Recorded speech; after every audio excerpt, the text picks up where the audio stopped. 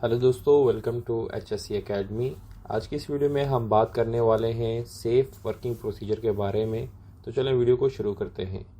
तो देखते हैं कि सेफ़ प्रोसीजर यानी कि होता क्या है। सेफ़ प्रोसीजर को रेफ़र किया जाता है यानी कि JSA से, यानी कि जॉब सेफ्टी एनालिसिस से, और फिर JHA से यानी कि जॉब हैज़र्ड एनालिसिस से, और या फिर इसको रेफ़र किया जाता है सेफ़ वर्क मेथड स्टेटमेंट से।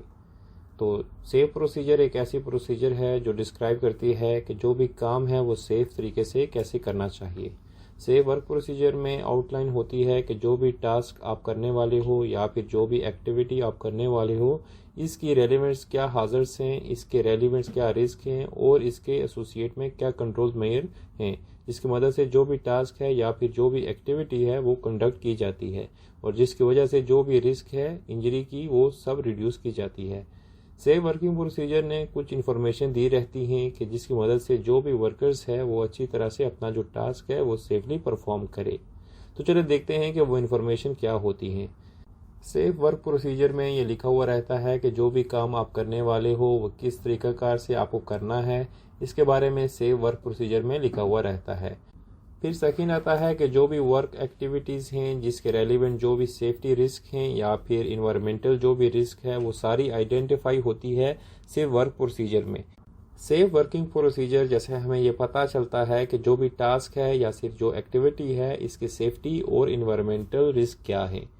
फिर सेफ वर्किंग प्रोसीजर में ये डिस्क्राइब किया हुआ रहता है कि जो भी वर्क एक्टिविटीज़ हैं इसके रेलिवेंट कौन से कंट्रोल मेजर्स आपको अप्लाई करने हैं।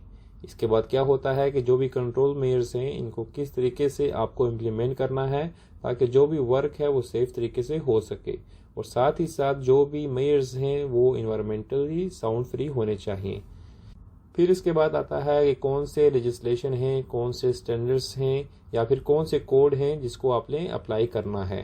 फिर इसके बाद आता है कि कौन से इक्विपमेंट जो है आप वर्क एक्टिविटी के लिए यूज़ करने वाले हैं, जो भी पर्सन वहाँ पर काम करने वाले हैं इनकी क्वालिफिकेशंस क्या हैं, और कौन सी ट्रेनिंग रिक्वायर है जिसकी वजह से जो भी काम है वो सेफ तरीके से किया जाए।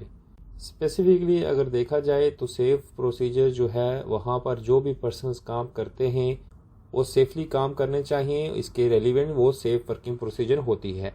सेफ वर्किंग प्रोसीजर के अलावा कुछ कॉमन डॉक्यूमेंट्स होते हैं जैसे कि स्टैंडर्ड ऑपरेटिंग प्रोसीजर, वो रेलिवेंट होता है कि कौन से इक्विपमेंट आपको करेक्टली यूज़ करने हैं और जिसकी वजह से कोई डैमेज नहीं होगा।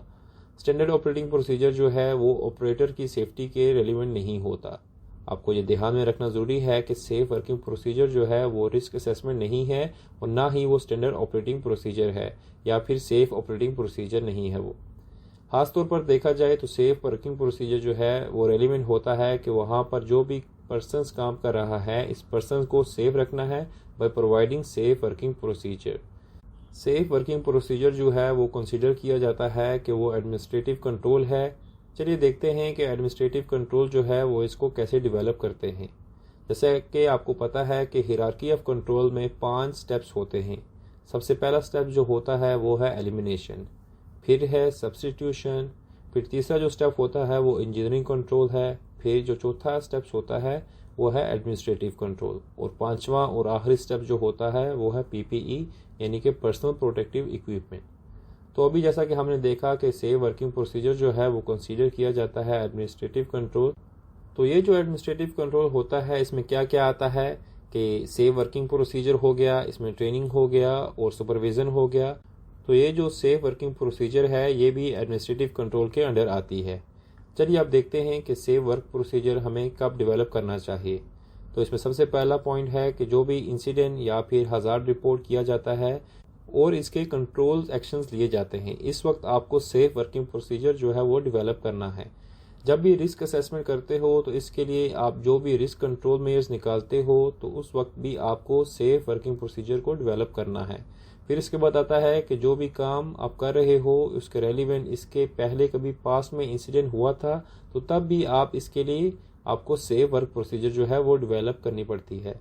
जब कभी भी आप नया जॉब शुरू करते हो और वहाँ पर जो भी रिस्क असेसमेंट है वो डिटरमाइन करती है कि वहाँ पर सेफ वर्क प्रोसीजर की ज़रूरत है।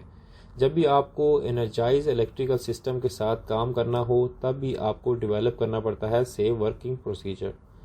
और जब कभी भी आपको डिमोलिशन करना है उस वक्त भी आपको सेफ प्रोसीजर जो है वो डेवलप करनी पड़ती है। और जब भी आप एस्बेस्टोस को हैंडल करते हैं या फिर एस्बेस्टोस को आप रिमूव करते हैं तब भी आपको सेफ वर्किंग प्रोसीजर जो है वो डेवलप करनी पड़ती है। और जब भी आप रूफ के ऊपर काम करते हो यानी रूफ वर्क करते हो तब भी आपको सेफ वर्किंग प्रोसीजर जो है वो डेवलप करनी पड़ती है। तो दोस्तों उम्मीद करता हूँ आपको ये वीडियो अच्छी लगी होगी और इस वीडियो की मदद से आपको सेफ वर्किंग प्रोसीजर के बारे में पता चल गया होगा। तो मिलते हैं अगली वीडियो में एक नए टॉपिक के साथ। तब तक के लिए आप अपना ख्याल रखें। Good bye.